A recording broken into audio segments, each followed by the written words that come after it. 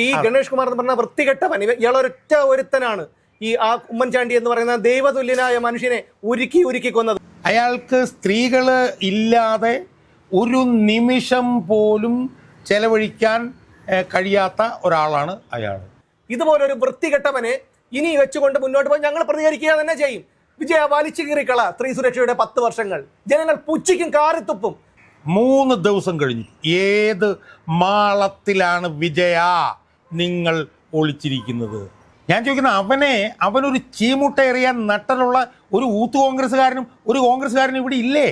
നമസ്കാരം. പിണറായി സർക്കാരിന് അഭിമാനമായിട്ടുള്ള മറ്റൊരു വിവരം കൂടി പുറത്തു വന്നിരിക്കുകയാണ്. ഗതാഗത മന്ത്രി KB ഗണേഷ് കുമാറിന്റെ അവിഹിത ബന്ധം, അദ്ദേഹത്തിന്റെ 2ാം ഭാര്യ കൈയോടെ പിടികൂടിയിരിക്കുന്നു എന്നുള്ള വാർത്തയാണ്. ഇന്നലെയും മെനിഞ്ഞാന്നുമായി അശരീരി പോലെ അന്തരീക്ഷത്തിൽ മുഴങ്ങിയത് എന്നായിരുന്നുവെങ്കിൽ ഇന്ന് കാര്യങ്ങളൊക്കെ മാറി മറിഞ്ഞിരിക്കുന്നു. അദ്ദേഹത്തിന്റെ ഭാര്യ തന്നെ നേരിട്ട് രംഗത്ത് വന്നിരിക്കുന്നു. ഗണേഷ് കുമാർ ഇതിനെ ന്യായീകരിച്ചുകൊണ്ട് രംഗത്ത് വന്നിരിക്കുന്നു. ഇതുപോലൊരു വൃത്തികെട്ടവനെ എന്തിനാണ്? കാരണം രാഹുൽ മാങ്കൂട്ടത്തിന്റെ കാര്യം സംഭവിച്ചപ്പോൾ കണ്ടു, ഈ DYFI എന്ന് പറയുന്ന ഒരു ക്രിമിനൽ കൂട്ടം ചീമുട്ട എറിയുന്നതും അധിക്ഷേപിക്കുന്നതുമൊക്കെ കണ്ടു. ഗണേഷ് കുമാറിനെ പറ്റി പറയുന്നത് ഒരു സാധാരണ സ്ത്രീയല്ല, അദ്ദേഹത്തിന്റെ 2ാം ഭാര്യയാണ്. ആദ്യത്തെ ഭാര്യ യാമിനി തങ്കച്ചിക്കും സമാനമായിട്ടുള്ള അനുഭവം ഉണ്ടായി. ഈ രണ്ടാം ഭാര്യയും ഇത്തരത്തിൽ ഗുരുതരമായിട്ടുള്ള ഒരു ആരോപണം ഉന്നയിക്കുമ്പോൾ പോലീസ് പോലും അവരെ കൈവിട്ടു എന്ന് പറയുമ്പോൾ ഇവിടെ ബസ്സിലെ എല്ലാ സൈഡിലും എഴുതി വെട്ടിട്ടുണ്ടല്ലോ, സ്ത്രീ സുരക്ഷയുടെ 10 വർഷങ്ങൾ ജനങ്ങളുടെ പണമെടുത്ത് പിണറായി വിജയൻ എഴുതി ഉണ്ടാക്കിയതാണത്. അവിടെയാണ് ഇന്നലെ ബിന്ദു മേനോൻ എന്ന് പറയുന്ന ഗണേഷ് കുമാറിന്റെ 2ാം ഭാര്യയെ അവിടെ ഈ കാട്ടാളന്റെ മുന്നിൽ എറിഞ്ഞു കൊടുത്തിട്ട് അവർ രക്ഷയ്ക്കായി വിളിച്ച പോലീസ് കടന്നു കളഞ്ഞത്. എന്താണ് ഇതിൽ സംഭവിക്കുന്നത്? എന്താണ് ചെയ്യേണ്ടത്? പ്രതിപക്ഷം എന്താണ് ചെയ്യേണ്ടത്? പൊതുജനങ്ങൾ എന്താണ് ചെയ്യേണ്ടത്? നമുക്കിപ്പം നമ്മുടെ മനസ്സിൽ വരുന്നത് ഈ രാഹുൽ മാങ്കൂട്ടത്തിനെതിരെ നടന്ന പ്രചരണമാണ്. രാഹുൽ മാങ്കൂട്ടത്തിനെ കുറിച്ചിട്ട് കുറേ സ്ത്രീകൾ, അവരുടെ പേരുകളൊന്നും ഞാൻ പറയുന്നില്ല, അവർ വന്നിട്ട് പറഞ്ഞത് ഇയാളൊരു സൈക്കോപാത്താണ്, സ്ത്രീകളെ ക്രൂരമായി ബലാത്സംഗം ചെയ്യുന്നവനാണ്, സ്ത്രീകളെ കണ്ടാൽ അവരെ ചാടി ആക്രമിക്കുന്നവനാണ്, എത്രയോ സ്ത്രീകളെ ഇയാൾ പീഡിപ്പിച്ചിട്ടുണ്ട്, പ്രായപൂർത്തിയാകാത്ത സ്ത്രീകൾ വരെയുണ്ട് എന്നൊക്കെ പറഞ്ഞുകൊണ്ട് വന്ന കുറേ വനിതകളുണ്ട് ഈ കേരള സമൂഹത്തിൽ. അവരുടെ പേരുകൾ നമ്മൾ പറയണ്ട. ഇപ്പം എന്താ യഥാർത്ഥത്തിൽ സംഭവിച്ചിരിക്കുന്നത്? ഇപ്പം സംഭവിച്ചിരിക്കുന്നത് സ്ത്രീകളെ കണ്ടാൽ അവരെ ചാടിക്കേറി ഭോഗിക്കുന്ന ഒരു സെക്ഷൽ ക്രിമിനൽ, അയാളെ വേറെ വാക്കുകളൊന്നും നമുക്ക് ഉപയോഗിക്കാൻ പറ്റില്ല, ഒരു സെക്ഷൽ ക്രിമിനൽ കേരളത്തിൽ മന്ത്രിമന്ദിരത്തിൽ ജീവിക്കുന്നു. അതാണ് ഇവിടെ സംഭവിച്ചിട്ടുള്ളത്. നമ്മൾ ഈ ഗണേഷ് കുമാറിൻ്റെ ഇപ്പം നടന്ന സംഭവത്തിലേക്ക് വരുന്നതിന് മുമ്പ് അയാളുടെ പശ്ചാത്തലം നമ്മളൊന്ന് ആലോചിച്ച് നോക്കി. അയാൾ ഉമ്മൻചാണ്ടി സർക്കാരിൽ മന്ത്രിയായിരുന്ന സമയത്ത് സോളാർ പരാതിക്കാരിയോടൊപ്പം ജീവിച്ചിരുന്ന ബിജു രാധാകൃഷ്ണൻ എന്ന് പറഞ്ഞ അയാൾ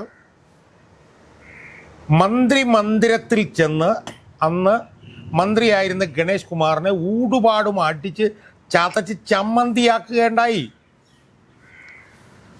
ആ വിഷയവുമായി ബന്ധപ്പെട്ടുകൊണ്ട് ഗണേഷ് കുമാറും അയാളുടെ ആദ്യത്തെ ഭാര്യ ഡോക്ടർ യാമിനി തങ്കച്ചിയുമായി തർക്കങ്ങൾ ഉണ്ടാവുകയും ഈ ഗണേഷ് കുമാർ അന്ന് അവരെ ക്രൂരമായി ശാരീരികമായി മർദ്ദിക്കുകയും അന്ന് അവർ വന്ന് പത്രസമ്മേളനം നടത്തിയൊക്കെ നമ്മൾ ഈ ഘട്ടത്തിൽ നമ്മൾ ഓർക്കുകയാണ്. അന്ന് ആ സംഭവത്തിൻ്റെ പേരിലാണ് ഉമ്മൻചാണ്ടി സർക്കാരിൽ നിന്ന് ഗണേഷ് കുമാറിന് മന്ത്രിസ്ഥാനം പോകുന്നത്. മനസ്സിലായില്ലേ?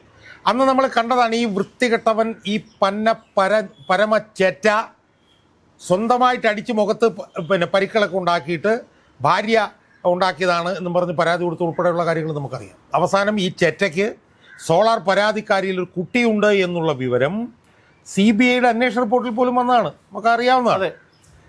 അന്ന് അയാൾക്ക്, ഈ വൃത്തികെട്ടവന്, ഈ പരമനാറിക്ക് അന്ന് മന്ത്രിസ്ഥാനം പോയതിനെ തുറന്നിട്ടാണ് അവൻ ഈ സോളാർ പരാതിക്കാരി ഉമ്മൻചാണ്ടിയെ ലൈംഗികമായി പീഡിപ്പിച്ചു എന്നുള്ള 4 പേജ് കത്തെഴുതി ചേർക്കുകയും അതിൻ്റെ പേരിൽ തെരഞ്ഞെടുപ്പ് പ്രചരണം നടക്കുകയും അന്ന് ഉമ്മൻചാണ്ടി ഈ അധികാരത്തിൽ നിന്ന് പോവുകയും പിന്നീട് അതിൻ്റെ മനോവ്യഥയിൽ അയാൾ ഉരുകി. ഈ ഗണേഷ് കുമാർ എന്ന് പറഞ്ഞ വൃത്തികെട്ടവൻ ഇയാളൊരൊറ്റ ഒരുത്തനാണ് ഈ ഉമ്മൻചാണ്ടി എന്ന് പറയുന്ന ദൈവതുല്യനായ മനുഷ്യനെ ഉരുക്കി കൊന്നത്. ഇത് കർമ്മഫലമാണ്. അതായത് കർമ്മഫലം തിരിച്ചടിക്കുമെന്ന് പറഞ്ഞു കേട്ടിട്ടില്ലേ? സത്യമാണ്. ദൈവം എന്നൊരു ശക്തിയുണ്ട്, ഒരു പ്രപഞ്ച ശക്തിയുണ്ട്. അതിനെ നമ്മളെല്ലാവരും പല പേരിട്ട് വിളിക്കുന്നു. പക്ഷേ ഈ തെരഞ്ഞെടുപ്പ് കാലത്ത് കൈയോടെ സ്വന്തം ഭാര്യ ഇത് പിടിച്ചത് ഗണേശന് ഉമ്മൻചാണ്ടിയുടെ ആത്മാവ് കൊടുത്ത ശിക്ഷയാണ്. അപ്പോൾ ഇനി നമുക്ക് ഇപ്പം നടന്ന സംഭവങ്ങൾ എന്താണ് എന്നുള്ള ഇതിലേക്ക് വരാം. അതായത് ഗണേഷ് കുമാറിൻ്റെ വാളകത്തുള്ള വീട്, ആ വാളകത്തുള്ള വീട്ടിലേക്ക് അവിചാരിതമായി അയാളുടെ രണ്ടാം ഭാര്യ ബിന്ദു മേനോൻ എന്ന് പറഞ്ഞാൽ ഒരു ചെറിയ ആളല്ല. അതെ, അവർ 18 വർഷമായി മാധ്യമരംഗത്ത് പ്രവർത്തിക്കുന്ന, ഞാൻ മനസ്സിലാക്കുന്ന ശ്രീലേഖയുടെ ഭർത്താവിൻ്റെ സഹോദരന്റെ ഭാര്യയോ അതെ വളരെ അടുത്ത ബന്ധം ആയിട്ടുള്ള വലിയ തരത്തിലുള്ള സുഹൃത്ത് ബന്ധങ്ങളുള്ള ഉന്നതമായ സ്ഥാനത്ത് പ്രവർത്തിക്കുന്ന ഒരു സ്ത്രീയാണ് ഈ ബിന്ദു മേനോൻ എന്ന് പറഞ്ഞ സ്ത്രീ. എന്താ സംഭവിച്ചത്? ശനിയാഴ്ച ഉച്ചയ്ക്ക് അവരവിചാരിതമായി ഇയാളുടെ വീട്ടിലേക്ക് കയറി ചെല്ലുമ്പോൾ ഒരു കാരണവശാലും കാണാൻ കഴിയാത്ത സംഭവം അവിടെ നടന്നു എന്നാണ് അവർ പറയുന്നത്. അത് അവിടെ സംഭവിക്കുന്നു. അവിടെ സംഭവിച്ചു കഴിയുമ്പോഴത്തേക്കും അവർ ശ്രീലേഖയെ വിളിക്കുന്നു. ശ്രീലേഖയെ വിളിക്കുന്നു. ശ്രീലേഖ ഇവരോട് 112 ബന്ധപ്പെടാൻ പറയുന്നു. 112 അവർ ബന്ധപ്പെട്ടിട്ട് പോലീസ് വരുന്നു. അഞ്ചൽ പോലീസ് വന്നിട്ട് തങ്ങൾക്ക് ഈ കാര്യത്തിൽ ഇടപെടാൻ കഴിയില്ല, ഇത് തങ്ങളുടെ പരിധിയിലുള്ള കാര്യമല്ല എന്ന് പറഞ്ഞ് അവർ തിരിച്ചു പോകുന്നു. മനസ്സിലായി? അല്ല, ഞാൻ ശ്രീലേഖ മേഡത്തിനെ വിളിച്ചിരുന്നു ഈ കാര്യത്തിന്റെ ഒരു സത്യാവസ്ഥ അറിയാൻ വേണ്ടി വിളിച്ചപ്പോൾ സംഭവം ശരിയാണ്, ശനിയാഴ്ച ഇതുപോലൊരു സംഭവം ഉണ്ടായി. ഈ ഗണേഷ് കുമാറിന്റെ ഈ രണ്ടാം ഭാര്യ ശ്രീലേഖ മേഡത്തിനെ വിളിക്കുന്നു. അവർ 112 വിളിക്കാൻ പറയുന്നു. അതിനുശേഷം പോലീസ് ഒരു നടപടി എടുത്തിട്ടില്ല. ശ്രീലേഖ മേഡം കമ്മീഷണറെ വിളിച്ചപ്പോൾ പോലും മേഡം ഞാൻ DGPയോടൊന്ന് ചോദിക്കട്ടെ എന്നാണ് അദ്ദേഹം പറഞ്ഞതെന്നാണ് ശ്രീലേഖ മേഡം നമ്മളോട് പറഞ്ഞത്. അതെ, അപ്പോൾ പോലീസിനെ വിളിക്കുന്നു. പോലീസ് അവിടെ വരുന്നു. അപ്പോൾ ഇവരെ കിടപ്പുമുറിയിൽ ചെന്ന് ഒരിക്കലും കാണാൻ പറ്റില്ലാത്ത നിലയിൽ കണ്ടു എന്നാണ് ഇവർ പറയുന്നത്. അവരതിൻ്റെ ചിത്രമെടുക്കുന്നു. ആ ചിത്രമെടുത്ത മൊബൈൽ അവരിൽ നിന്ന് തട്ടിപ്പറിക്കാൻ വേണ്ടിയിട്ട് അയാളുടെ പേഴ്സണൽ സ്റ്റാഫിലുള്ള 2 പേര് ഇവരെ മുറിയിൽ പൂട്ടിയിടുന്നു. അവരവിടെ കിടന്ന് പോലീസിൻ്റെ സഹായം ഹെൽപ്പ് എന്ന് പറഞ്ഞ് കരഞ്ഞു. പുറത്തിറങ്ങി നോക്കുമ്പോഴത്തേക്കും പോലീസ് പോയി എന്നുള്ളതാണ്. പോലീസ് ഇല്ല. ഇവര് രക്ഷയ്ക്ക് പിടിച്ച പോലീസുകാർ ഇവരെ ഇതിനകത്തേക്ക് തള്ളി വിട്ടിട്ട് ഞങ്ങളിവിടെ ഉണ്ട്, ധൈര്യമായി മേഡം അകത്തേക്ക് പൊക്കോളൂ എന്ന് പറഞ്ഞിട്ട് പോലീസുകാർ സ്ഥലം വിടുകയാണ്. അപ്പോൾ നമ്മളിതിനകത്ത് മനസ്സിലാക്കേണ്ട ഒരു കാര്യം എന്താണ്? അതായത് ഒരു മന്ത്രി, അയാൾ ശരിക്കും ഒരു സെക്ഷൽ പെർവേർട്ടും ക്രിമിനലുമാണ് അയാൾക്ക് സ്ത്രീകൾ ഇല്ലാതെ ഒരു നിമിഷം പോലും ചെലവഴിക്കാൻ കഴിയാത്ത ഒരാളാണ് അയാളാണ് ഇവിടെ മന്ത്രിയായിട്ടിരിക്കുന്നത്. അപ്പോൾ ആദ്യമായി നമ്മൾ ചർച്ച ചെയ്യേണ്ട ഒരു കാര്യം സുമേഷ് നേരത്തെ തുടക്കത്തിൽ പറഞ്ഞ പോലെ സ്ത്രീ സുരക്ഷയുടെ പേരിൽ ആണയിടുന്ന ഒരു സർക്കാരാണ് പിണറായി വിജയൻ്റെ സർക്കാർ. പത്രത്തിൽ ഈ ബസ്സിലുള്ള പരസ്യത്തിലൊക്കെ തന്നെ ഏറ്റവും പ്രധാന സ്ത്രീ സുരക്ഷയുടെ 10 വർഷങ്ങൾ അവൾക്കൊപ്പം എന്നൊക്കെ പറഞ്ഞിട്ടുള്ള പരസ്യങ്ങളാണ് ചെയ്യുന്നത്. ഇപ്പോൾ കഴിഞ്ഞ ദിവസം ഞാൻ നോക്കുമ്പോൾ 3-ാം തവണ ഇയാൾ വരാൻ പോകുന്നു എന്ന് പറഞ്ഞുള്ള ഒരു പരസ്യത്തിന് നേതൃത്വം കൊടുക്കുന്നത് ഭാവന എന്ന് പറഞ്ഞിട്ടുള്ള നടിയാണ്. അവരാണ് ഒരു പരസ്യത്തിന് നേതൃത്വം കൊടുക്കും. അപ്പോൾ സ്ത്രീകൾക്കൊപ്പം എന്ന് പറഞ്ഞുകൊണ്ട് സ്ത്രീ സുരക്ഷയ്ക്കുടെ പേരിൽ ആണയിടുന്ന ഒരു സർക്കാരാണ് ഇവിടെ നിലനിൽക്കുന്നത്. ഈ സംഭവം ഉണ്ടായതെന്നാണ്? സംഭവം ഉണ്ടായത് ശനിയാഴ്ച ഉച്ചയ്ക്ക് 2 മണിക്കാണ്. ഇപ്പോൾ തിങ്കളാഴ്ച വൈകുന്നേരം 3 ദിവസങ്ങൾ കഴിഞ്ഞിരിക്കുന്നു. മനസ്സിലായി? 112 ഇത് കൊടുത്തിട്ടുണ്ട്. 112 എന്ന് പറഞ്ഞാൽ എന്താ?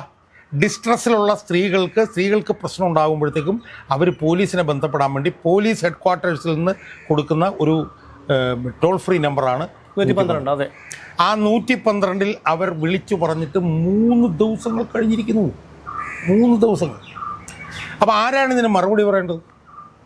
പിണറായി വിജയൻ. അതാണ് പിണറായി വിജയനാണ് ഇതിനകത്ത് മറുപടി പറയേണ്ടത്. എന്ന് മാത്രമല്ല, അവരിപ്പോൾ ഇന്നിപ്പോൾ സംസാരിച്ചപ്പോഴത്തേക്ക് അവർ പറഞ്ഞ വേറൊരു കാര്യമുണ്ട്. എന്താണെന്നറിയോ? അവർ പറഞ്ഞത് മുഖ്യമന്ത്രിയുടെ മകളെ ബന്ധപ്പെട്ടിരുന്നു. അവർ വിളിച്ചിരിക്കുന്നു മുഖ്യമന്ത്രിയുടെ മകളെ. അവർ തമ്മിലെന്താ സൗഹൃദം ഉണ്ടെന്ന് തോന്നുന്നു. വിളിച്ച് പറയുകയും ഇതിൻ്റെ മുഴുവൻ തെളിവുകളും ഫോട്ടോകളുമൊക്കെ തൻ്റെ കയ്യിലുണ്ട് എന്നുള്ള നിലയിൽ ഉൾപ്പെടെ ആ മകളുടെ അടുത്തും വിളിച്ച് പറഞ്ഞതാണ്. അല്ല മകളുടെ ഭർത്താവും പണ്ടൊരു ഗാർഹിക പീഡന കേസിലെ പ്രതിയായിരുന്നല്ലോ. എന്തായാലും അച്ഛൻ്റെ അടുത്തും വിളിച്ചു പറഞ്ഞു, മകളുടെ അടുത്തും വിളിച്ചു പറഞ്ഞു. 3 ദിവസം കഴിഞ്ഞു. ഏത് മാളത്തിലാണ് വിജയ നിങ്ങൾ ഒളിച്ചിരിക്കുന്നത്? ഇവിടെ ഇപ്പം നമ്മൾ മനസ്സിലാക്കേണ്ടത് രാഹുൽ മാങ്കൂട്ടത്തിനെതിരെ ആദ്യം ഒരു സ്ത്രീ പരാതി കൊടുക്കുന്നു. നമ്മളതിൻ്റെ ക്രോണോളജി ഇപ്പോൾ നമ്മൾ ആലോചിക്കും. കൊടുക്കുന്ന ഉടനെ തന്നെ പിണറായി വിജയൻ എന്ത് ചെയ്യുന്നു? അയാളുടെ ഓഫീസിൽ വരുന്നു. അയാളുടെ ഓഫീസിൽ വന്നിട്ട് അയാൾ ക്രൈംബ്രാഞ്ച് മേധാവിയായിട്ടുള്ള H. വെങ്കടേശനെ അവിടെ വിളിച്ചു വരുത്തുന്നു. അല്ല, അതിന് മുമ്പ് ഈ സ്ത്രീയുമായിട്ട് എന്തോ 1/4 മണിക്കൂർ സംസാരിക്കുന്നു. അതിനുശേഷം ഓഫീസിൽ ഇരുന്ന് തന്നെ എച്ച് വെങ്കടേശൻ അവിടെ വിളിച്ചു വരുത്തുന്നു. എച്ച് വെങ്കടേശനോട് ഈ കാര്യങ്ങൾ പറയുന്നു. തിരിച്ചു പോകുന്ന എച്ച് വെങ്കടേഷ് ഉടനെ തന്നെ ബന്ധപ്പെട്ട ഈ സ്ത്രീയുടെ മൊഴിയെടുക്കുന്നു, FIR ഇടുന്നു, അന്വേഷണത്തിന് വലവിരിക്കുന്നു. ആദ്യത്തെ കേസിൽ അയാൾ എന്തോ ഒളിവിൽ പോയോണ്ട് നടന്നില്ല. രണ്ടാമത് ഒരു സ്ത്രീ വരുന്നു, അവരുടെ പരാതിയും കൈകാര്യം ചെയ്യാൻ ശ്രമിക്കുന്നു. അപ്പോൾ ഇയാൾ ഒളിവിലായതുകൊണ്ട് നടന്നില്ല. മൂന്നാമത് എന്ത് സംഭവിക്കുന്നു? വിദേശത്തു നിന്നൊരു സ്ത്രീ ഓൺലൈൻ വഴി പരാതി കൊടുക്കുന്നു. അവരിവിടെ വരുന്ന പോലുമില്ല. ആ ഓൺലൈൻ പരാതിയുടെ അടിസ്ഥാനത്തിൽ അവരെ ഇവിടെ വന്ന് മൊഴി കൊടുക്കണമെന്നുള്ള നിബന്ധന പോലും തെറ്റിച്ചുകൊണ്ട് അതിൻ്റെ പേരിൽ അവർ വിദേശത്ത് കൊടുത്ത മൊഴിയുടെ അടിസ്ഥാനത്തിൽ FIR ഇടുന്നു. രാത്രിക്ക് രാത്രി പിന്നെ പാലക്കാട് ചെല്ലുന്നു. ഇയാൾ താമസിക്കുന്ന ഹോട്ടലിൽ നിന്ന് അയാളെ അറസ്റ്റ് ചെയ്യുന്നു. 18 ദിവസം നിയമവിരുദ്ധമായി അയാളെ ജയിലിൽ. ഇതിനിടയ്ക്ക് ഡിവൈഎഫ്ഐക്കാർ ചീമുട്ടെറിഞ്ഞ സംഭവങ്ങൾ, ഇടത് കക്ഷ സഹയാത്രികകൾ സ്ത്രീ സുരക്ഷയെ പറ്റി പറഞ്ഞുകൊണ്ട് അയാളെന്തോ രതി വൈകൃതം ഉണ്ടെന്ന് എനിക്കറിയില്ല. ഇവർക്കെങ്ങനെ, പൊതുജനങ്ങൾക്കും അറിയില്ല, ഇവർക്കെങ്ങനെ അറിയാമോന്ന് എനിക്കറിയില്ല. ഇവരങ്ങ് സമൂഹ മാധ്യമത്തിലൂടെ ഒരു മനുഷ്യനാണെന്ന പരിഗണന പോലും കൊടുക്കാതെയാണ് രാഹുൽ മാങ്കൂട്ടത്തിനെ ആക്രമിച്ചത്. എന്തുകൊണ്ട് അപ്പോ ഇതാണ് രാഹുൽ മാങ്കൂട്ടത്തിന്റെ കാര്യത്തിൽ നടന്നത്. ഇനി അതിനെ നമുക്ക് ഇപ്പം നടന്ന ഈ വിഷയമായിട്ട് നമുക്കൊന്ന് താരതമ്യം ചെയ്യാം. ഇവിടെ എന്താ സംഭവിച്ചിരിക്കുന്നത്? സംസ്ഥാന മന്ത്രിസഭയിലെ ഒരു മന്ത്രിയുടെ വീട്ടിൽ നടന്ന അനധികൃതമായിട്ടുള്ള ലൈംഗിക ബന്ധം അയാളുടെ ഭാര്യ ആ മന്ത്രിയുടെ വീട്ടിൽ ചെന്ന് അത് കണ്ട് അതിൻ്റെ ചിത്രങ്ങളെടുത്ത് കയ്യിൽ വെച്ചിട്ട് പിണറായിയുടെ പോലീസിനെ വിളിക്കുന്നു. പിണറായിയുടെ പോലീസ് ഇടപെടാതെ പോകുന്നു. അവർ പരാതി കൊടുക്കുന്നു. അവർ മുഖ്യമന്ത്രിയുടെ മകളെ വിളിക്കുന്നു. അപ്പം ഒരു വശത്ത് രാഹുൽ മാങ്കൂട്ടത്തിനെതിരെ ചെയ്ത് നമ്മൾ കണ്ടു. മറുവശത്തൊരു മന്ത്രിയുടെ വീട്ടിൽ നടന്ന സംഭവം അവരുടെ ഭാര്യ തന്നെ, ആ മന്ത്രിയുടെ ഭാര്യ തന്നെ, വേറെ ആരാണെങ്കിലും രാഷ്ട്രീയ പ്രേരിതമായിട്ടുള്ള ഒരു കാര്യമാണെന്ന് പറഞ്ഞ് നമുക്ക് ഒഴിയാം, തെളിവുകളുടെ അടിസ്ഥാനത്തിൽ അവർ പറഞ്ഞിട്ട് 3 ദിവസം കഴിഞ്ഞിരിക്കുന്നു. അപ്പൊ യഥാർത്ഥത്തിൽ പ്രതി ഗണേഷ് കുമാറിനോടൊപ്പം പിണറായി വിജയനും പ്രതി ചേർക്കണ്ടേ? അല്ല, അതിൽ മറ്റൊരു കാര്യം കൂടി ഈ സ്ത്രീ പറഞ്ഞ, അതായത് ബിന്ദുമേനോൻ പറഞ്ഞ മറ്റൊരു കാര്യം എന്ന് പറഞ്ഞു കഴിഞ്ഞാൽ ഇത് ആദ്യത്തെ സംഭവം അല്ല എന്നുള്ളതാണ്. കല്യാണം കഴിഞ്ഞിട്ട് 14 വർഷമായി, നിരവധി സംഭവങ്ങൾ ഇത്തരത്തിലുണ്ടായി എന്നുള്ളതാണ് അവർ ആരോപിക്കുന്നത്. അപ്പോൾ ഇതിൽ നിന്ന് നമ്മൾ മനസ്സിലാക്കേണ്ടത് എന്താണ്? ഇതിൽ നമ്മൾ മനസ്സിലാക്കേണ്ടത്, ഇപ്പം ഞാൻ ചോദിക്കുമ്പോൾ ഉമ്മൻചാണ്ടിയുടെ കാലത്ത് എങ്ങനെയാണ് ഇയാൾക്ക് മന്ത്രിസ്ഥാനം പോയത്? ഇതുപോലൊരു സംഭവത്തിന്റെ പേരിലാണ് മന്ത്രിസ്ഥാനത്ത് മാറ്റിയത്. ഇത് ഈ മന്ത്രിയുടെ വീട്ടിലുള്ള ഈ അനധികൃത ലൈംഗിക ബന്ധം അയാളുടെ ഭാര്യ പുറത്തു കൊണ്ടുവന്ന് 3 ദിവസം കഴിഞ്ഞിട്ടും എവിടെയാണ് വിജയ? നിങ്ങൾ എവിടെയാണ് വിജയൻ? ഞങ്ങളെയൊക്കെ ഓടിച്ചിട്ട് കുറെ വേട്ടയാടിയതല്ലേ? എന്താണ് ഞങ്ങൾ ചെയ്തത്? ഇതുപോലെയുള്ള പിറപ്പകേടുകൾ ഞങ്ങൾ വിളിച്ചു പറഞ്ഞു. അതുകൊണ്ടല്ലേ ഞങ്ങളെ വേട്ടയാടിയത്, എന്നെ 19 ദിവസം ജയിലിലടച്ചത്, എൻ്റെ ഓഫീസ് റെയ്ഡ് ചെയ്തത്, ഈ മനുഷ്യനെ എല്ലാ ചട്ടങ്ങളും ലംഘിച്ചുകൊണ്ട് ഈ മനുഷ്യനെ അറസ്റ്റ് ചെയ്തുകൊണ്ട് പോയത്. അങ്ങനെ ഇപ്പോൾ ഉണ്ടാക്കണ്ട ഇനി. കാരണം എന്ന് വെച്ചാൽ എല്ലാവർക്കും ഒരേ നിയമം മതി. ഇവിടെ ഒരു സ്ത്രീ പീഡകൻ അവിടെ ഈ ഒരു മന്ത്രിയായിട്ടിരുന്നു കൊണ്ട് ഇതുപോലുള്ള ഒരു രതി വൈകൃതങ്ങൾ കാണിക്കുമ്പോൾ മറ്റൊരു എതിർകക്ഷിയിലെ ഒരുത്തനെ പരാതി എഴുതി വാങ്ങി അവനെ വേട്ടയാടുമ്പോൾ ആ ഒരു ഇരട്ടത്താപ്പ് നയം ഇവിടെ വേണ്ട. കാരണം ഒരു കമ്മ്യൂണിസ്റ്റുകാരൻ്റെയും വകയല്ല കേരളം, ഒരു പോലീസുകാരൻ്റെയും വകയല്ല കേരളം. നിങ്ങൾ കേസെടുക്ക്, നിങ്ങൾ കള്ളക്കേസെടുക്ക്, ജയിലിൽ കിടക്കി റിമാൻഡ് ചെയ്യ്. കാണാമല്ലോ എന്താണ് പറഞ്ഞത്, ഇനി കാണാമല്ലോ. ഇനി ഞങ്ങൾ സഹിക്കാൻ തയ്യാറല്ല. അപ്പോൾ ഇത് നടന്ന് 3 ദിവസമായിട്ടും അനങ്ങാത്ത പിണറായി വിജയൻ 2025 സെപ്റ്റംബർ 26 എന്നോട് ചെയ്തത് എന്താ? ഇതൊക്കെ വരുമ്പോഴാണ് നമ്മൾ അതിനെക്കുറിച്ചൊക്കെ ചിന്തിക്കേണ്ടത്. അതാണ് ഒരു സ്ത്രീയുമായി ബന്ധപ്പെട്ടുകൊണ്ട് ഒരു രാഷ്ട്രീയ വിഷയത്തിൽ ഞാൻ ചെയ്ത വീഡിയോയുടെ അടിസ്ഥാനത്തിൽ അവരിൽ നിന്ന് എറണാകുളത്ത് പരാതി എഴുതി മേടിച്ച് 1.5 മണിക്കൂറിൽ തിരുവനന്തപുരത്ത് നിന്ന് എന്നെ അറസ്റ്റ് ചെയ്ത് എറണാകുളത്തേക്ക് കൊണ്ടുപോവാണ് ചെയ്തത്. ആ സ്ഥാനത്ത് ഒരു മന്ത്രി അയാളുടെ ഭാര്യ കൊടുത്ത തെളിവുകളുടെ അടിസ്ഥാനത്തിൽ തെളിവ് കൊടുത്ത് 3 ദിവസം കഴിഞ്ഞിട്ടും നടപടിയില്ല എന്ന് വരുമ്പോൾ വിജയ, നിങ്ങൾ മനസ്സിലാക്കിക്കൊള്ളൂ, ഇത് ജനങ്ങൾ കാണുന്നുണ്ട്. ജനങ്ങളുണ്ടെന്ന് ഞാൻ പറഞ്ഞാൽ ജനങ്ങൾ കാണുന്നുണ്ടെന്ന് പറയുമ്പോൾ ജനങ്ങളാണ് കാണുന്നത്, പ്രതിപക്ഷമൊന്നും കാണുന്നില്ല. മനസ്സിലായില്ലേ? ജനങ്ങൾ കാണുന്നുണ്ട്. ഇതുവരെ കണ്ടത് ജനങ്ങൾ ഇത് കാണുന്നുണ്ട്. ജനങ്ങൾ ഇത് തെരഞ്ഞെടുപ്പിൽ നിങ്ങളുടെ മസ്തകത്തിനിട്ട് അടി തരും എന്ന് നിങ്ങൾ മനസ്സിലാക്കിക്കൊള്ളൂ. ജനങ്ങളിൽ നിന്നുപരി കേരളത്തിലെ 50% സ്ത്രീകൾ ഇത് കാണുന്നുണ്ട്. നമ്മളിതിനകത്ത് കണ്ട കാര്യം എന്താ, ഇതുപോലൊരു ഗുരുതരമായിട്ടുള്ള പ്രശ്നം വന്നിട്ട് ആ പരമ നാറി, ആ പരമ ചെറ്റ എന്താണ് വന്നിട്ട് അവൻ പറയുന്നത്? ഞാൻ ചോദിക്കുന്ന അവനൊരു ചീമുട്ട എറിയാൻ നട്ടലുള്ള ഒരു ഊത്ത് കോൺഗ്രസ്സുകാരനും ഇവിടെ ഇല്ലേ? ആ രാഹുൽ മാങ്കൂട്ടത്തിനെ എത്ര ഭീകരമായിട്ടാണ് അവന് ചീമുട്ട എറിയുകയൊക്കെ ചെയ്തത് ആരോപണങ്ങളുടെ അടിസ്ഥാനത്തിൽ. ഈ മന്ത്രി ഇതുപോലെ പത്രസമ്മേളനം നടത്തുമ്പം ആ പത്രസമ്മേളനത്തിൽ ചെന്ന് അവൻ്റെ മോന്തക്കുറ്റി നോക്കി ഒരു ചീമുട്ട എറിയാൻ ധൈര്യമുള്ള ഒരു കോൺഗ്രസ്സുകാരൻ അല്ല. അത് മാത്രമല്ല, എനിക്ക് ഏറ്റവും അത്ഭുതകരമായി തോന്നിയത് കുറെ മരപ്പാഴികൾ ഇയാളുടെ പുറകിൽ നിൽക്കുകയാണ്. കാക്കയ്ക്ക് ഷോക്ക് അടിച്ചതുപോലെ വിഗ് ഇങ്ങനെ ഇരിപ്പുണ്ട്. എന്നിട്ട് അയാൾ പറയുന്നത് 5000 പ്രണയങ്ങൾ ഉണ്ടാവും. ഞാൻ പണ്ട് നടനായിരുന്നപ്പോഴത്തേക്കും ഇതുപോലെ ഉണ്ടായി. അയാളുടെ ഒരു വഷളൻ ചിരിയും ചിരിച്ചപ്പോൾ അത് ഏറ്റ് ചിരിക്കാൻ കുറെ വിട്ടി കൂശ്മാണ്ഡങ്ങൾ ഇയാളെ ചുറ്റും നിൽക്കുന്നു എന്നുള്ളതാണ്. യഥാർത്ഥത്തിൽ ഇവനെയൊക്കെ എന്താണ് ചെയ്യേണ്ടത്? ഞാൻ പറഞ്ഞില്ല, ഇതിനകത്തിപ്പോ ഞാൻ പറഞ്ഞല്ലോ, ഇതിപ്പോ ഈ സംഭവം നടന്ന മണിക്കൂറുകൾ കഴിഞ്ഞിട്ട് ഒരു പ്രതികരണവും കണ്ടില്ല ജബി മേത്തറിന്റെ അല്ലാതെ. പക്ഷെ നമ്മൾ മനസ്സിലാക്കേണ്ട ഒരു കാര്യം വെച്ചാൽ ജനങ്ങളും സ്ത്രീകളും ഒക്കെ ഇത് കാണുന്നുണ്ട്. അവരിവനെയൊക്കെ ഇരുത്തേണ്ടടുത്ത് ഇരുത്തും എന്നുള്ള കാര്യത്തിൽ തർക്കവുമില്ല. അവന് പത്തനാപുരം മണ്ഡലത്തിൽ എന്താണ് ഉണ്ടാവാൻ പോകുന്നത് തെരഞ്ഞെടുപ്പ് കഴിയുമ്പോൾ അവൻ മനസ്സിലാക്കും. ഞാൻ ചോദിക്കുന്നത്, ഇതൊരു UDF മന്ത്രിസഭയിൽ ഒരു മന്ത്രിക്കാണ് ഉണ്ടായിരുന്നതെങ്കിൽ ആ മന്ത്രി കേരളത്തിൽ പോലും കാണില്ല. മന്ത്രി പോട്ടെ, ഇപ്പൊ രാഹുൽ മാങ്കൂട്ടത്തിന്റെ കാര്യം നമ്മൾ കണ്ടതല്ലേ?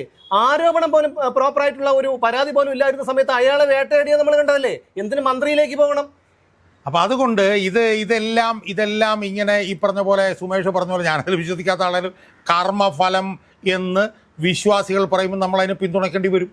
അത്രയ്ക്ക് നീചവും നികൃഷ്ടവും ക്രൂരവുമായിട്ടാണ് ഉമ്മൻചാണ്ടിയോട് പെരുമാറിയത്. ആ ഉമ്മൻചാണ്ടിയോട് നടത്തിയ പെരുമാറ്റത്തിന് ഇതുപോലെ തന്നെ ഒരു തെരഞ്ഞെടുപ്പിൻ്റെ പടിവാതിൽക്കൽ ഇവൻ്റെ മസ്തകം പൊളിയുന്ന ആരോപണം വന്നിരിക്കുകയാണ്. ഇവൻ അടുത്ത തെരഞ്ഞെടുപ്പോടുകൂടി ഇവൻ തീരും എന്നുള്ള കാര്യത്തിൽ ആരും തർക്കമില്ല. ഇവൻ മാത്രമല്ല, പിണറായി വിജയൻ ഉൾപ്പെടെയുള്ള നേതാക്കന്മാരും ഇതിൻ്റെ ദൂഷ്യഫലം അവരടുത്ത തെരഞ്ഞെടുപ്പിൽ അനുഭവിച്ചറിയുമ്പോൾ മാത്രമേ എത്ര തീവ്രമായിരുന്നു ഈ വിഷയം എന്നുള്ളത് അവർ പഠിക്കും. അത് മാത്രമല്ല, ആദ്യത്തെ ഭാര്യ യാമിനെ തങ്കച്ചി, അവർക്കും ഇത്തരത്തിലുള്ള ഒരു അനുഭവം ഉണ്ടായി. അതായത് വർഷങ്ങൾ എത്ര കഴിഞ്ഞു എന്ന് ആലോചിക്കണം. ഇയാൾക്ക് എത്ര പ്രായം ഉണ്ടെന്ന് നോക്കണം. എന്നിട്ട് വേണ്ടേ ഇതിനൊക്കെ ഒരു മറ വേണ്ടേ? മനുഷ്യനാണ്, ചിലപ്പോൾ പറ്റിപ്പോവാം. പക്ഷെ ഒരു മന്ത്രിയായിട്ട് ഇരുന്നു കൊണ്ട് ഈ നെറിയടുകളും തെമ്മാടിത്തരവും കാണിക്കുമ്പോൾ ഇയാളെ ഇങ്ങനെ അഴിച്ചുവിടണോ? ഇപ്പൊ അവിടെ പത്തനാപുരം മണ്ഡലത്തിൽ ഞാൻ തേനും പാലും ഒഴിക്കിയത് കീഴൂട്ട് രാമപിള്ള ഉണ്ടാക്കിക്കൊണ്ട് വന്ന സ്വത്തിന്നല്ലല്ലോ, കേരളത്തിലെ പൊതുജനങ്ങളുടെ നികുതി പണമാണ്. അതെടുത്തിട്ടല്ലേ ഇവിടെ റോഡ് ഉണ്ടാക്കിയത്, അല്ലല്ലോ. വഷളം ചിരിച്ചിട്ടോ കള്ളക്കേസെടുത്തോ ഒരു കാര്യവും ഇല്ല. ഇനി ഞങ്ങൾ സഹിക്കാൻ തയ്യാറല്ല. ഇതുപോലൊരു വൃത്തികെട്ടവനെ ഇനി വെച്ചുകൊണ്ട് മുന്നോട്ട് പോയി ഞങ്ങൾ പ്രതികരിക്കുക തന്നെ ചെയ്യും. വിജയ വലിച്ചു കീറിക്കള സ്ത്രീ സുരക്ഷയുടെ 10 വർഷങ്ങൾ. ജനങ്ങൾ പുച്ഛിക്കും, കാറിത്തുപ്പും. പല ബസ്സുകളുടെയും ഈ ഫോട്ടോ നോക്ക്, ആളുകൾ കരിയും ചാണകവും വാരി തേച്ചിരിക്കുകയാണ്. അത്രയ്ക്ക് അറപ്പും വെറുപ്പുമാണ് ആളുകൾക്ക്. സഹിയിട്ടിരിക്കുകയാണ്. ഇവിടെ ഈ മാറി EMSന്റെ ഭരണകാലം മുതൽ ഉമ്മൻചാണ്ടിയുടെ ഭരണകാലം വരെ മാറി ഭരിച്ച എല്ലാ സർക്കാരുകൾക്കെതിരെയുമായി അഴിമതി ആരോപണങ്ങൾ ഉണ്ടായിരുന്നു, അഴിമതി ചെയ്തിട്ടുമുണ്ട്. പക്ഷെ ഇതുപോലെ മീൻ കറിയിൽ പട്ടി നക്കുന്നത് പോലെ നക്കി വൃത്തിയാക്കിയ ഒരു സംഭവം ഉണ്ടായിട്ടില്ല. ആ തരത്തിൽ പൊതുഖജനാവിനെയാക്കി ജനങ്ങളെ കൊള്ളയടിച്ചു. ജനങ്ങളെ, സാധാരണക്കാരനെ 7 അയൽപ്പക്കത്ത് പോലും അടുപ്പിക്കാതെ കുഷ്ഠരോഗികളെ പോലെ ആട്ടിപ്പായിച്ചില്ല വിജയ. ഇതുപോലുള്ള അഴിമതികളും കൊള്ളരുതായ്മകളും തുറന്നു പറഞ്ഞു എന്നതിൻ്റെ പേരിലല്ലേ എന്നെയും ഈ മനുഷ്യനെയും ഷാജിനെയും നന്ദകുമാറിനെയും ഒക്കെ പോലെയുള്ള എത്രയോ പേരെ നിങ്ങൾ വേട്ടയാടിയത്? എന്തിനാണ് അത്? നിങ്ങൾ ശരിയായ രീതിയിൽ ചെയ്യുക. ഞങ്ങൾക്ക് ഒരു പ്രശ്നവുമില്ല. ഞങ്ങൾ പറഞ്ഞ കള്ളമാണെന്ന് തെളിയിക്ക്. ഞങ്ങൾ ഈ പറയുന്നത് കള്ളമാണെന്ന് തെളിയിക്ക്. ഈ മാടമ്പിത്തരമൊക്കെ ഇനി ഞങ്ങൾ മടക്കി 4 ആയിട്ട് മടക്കി കക്ഷത്ത് വെച്ചാൽ മതി. കൂടിപ്പോയി കഴിഞ്ഞാൽ നിങ്ങൾ കള്ളക്കേസ് എടുക്കും, ജയിലിൽ അടയ്ക്കും. ഇതെല്ലാം കൂടെ പൂട്ടി കെട്ടിക്കൊണ്ട് പോകും. ഒരു മെഗാഫോൺ കിട്ടുമല്ലോ, അല്ലെങ്കിൽ ജാമ്യം കിട്ടുമ്പോഴേ ഒരു മെഗാഫോൺ കിട്ടുമല്ലോ. തോർത്ത് വിരിച്ച് റോഡിൽ നിന്ന് തെണ്ടിയിട്ടായിരുന്നാലും ഒരു മെഗാഫോൺ മാറ്റി തന്റെ അണ്ണാക്കിൽ വന്നിരുന്നത് ക്ലിഫ് ഹൗസിന്റെയും സെക്രട്ടറിയുടെ മുമ്പിൽ വന്നിരുന്നതൊക്കെ പറയും. ചെയ്യാൻ പറ്റുന്നത് ചെയ്യും. യൂത്ത് കോൺഗ്രസ്സുകാരോട് പറയാനുള്ളതും ഇതാണ്. ഇനി ഒരിക്കൽ കൂടി ഈ നശിച്ച നാറിയ ഭരണം താങ്ങാൻ വയ്യ. എന്തെങ്കിലും ചെയ്യും. ഒരു ഉണ്ണാക്കനുണ്ട്, യുഗയാത്ര നടത്തിക്കൊണ്ടുവന്ന ഒരു ഉണ്ണാക്കൻ പ്രതിപക്ഷ നേതാവ് വി ഡി സതീശൻ. ആ മരപ്പാട് പോലും ഇതുവരെ ഒരു അക്ഷരം ഇതിനെക്കുറിച്ച് മിണ്ടിയിട്ടില്ല. 3 ദിവസമായി. മിണ്ടി കഴിഞ്ഞാൽ അയാളുടെ പല കാര്യങ്ങളും ചിലപ്പോൾ പുറത്തു വരും. അത് ഞാനിപ്പോൾ പറയുന്നില്ല.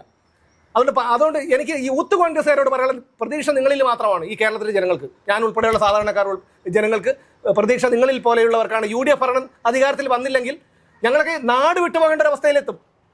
അതുകൊണ്ട് പ്രതികരിക്കണം. ഇതിലൊന്നും ഇനി നവകേരള സർക്കിട്ട് നടന്നപ്പോൾ എന്താണ് കരിങ്കോടി കാണിച്ചപ്പോൾ തല്ലുകൊണ്ട് പേടിച്ചോടിയതുപോലെ ഓടരുത്. ഭരണം മാറാൻ പോവുകയാണ്, തെരഞ്ഞെടുപ്പ് അടുക്കാൻ പോവുകയാണ്. ഇനി 1-1.5 മാസമേ ഉള്ളൂ ഈ സർക്കാരിന്. ജനങ്ങൾ സഹികൊണ്ട് മടുത്തു. അതുകൊണ്ട് ഈ വൃത്തികെട്ടവനെ റോഡിൽ ഒരു ചീമുട്ട എറിഞ്ഞെങ്കിലും നിങ്ങൾക്ക് ആർക്കെങ്കിലും പ്രതിഷേധിക്കാൻ, അയാളെ മുഖത്തൊന്നും കൊള്ളണ്ട, റോഡിലെങ്കിലും ഇയാൾ പോകുന്ന വഴിയിൽ എറിഞ്ഞ് പ്രതിഷേധിക്കാനുള്ള ഒരു ആർജവം നിങ്ങൾ കാണിക്കണം.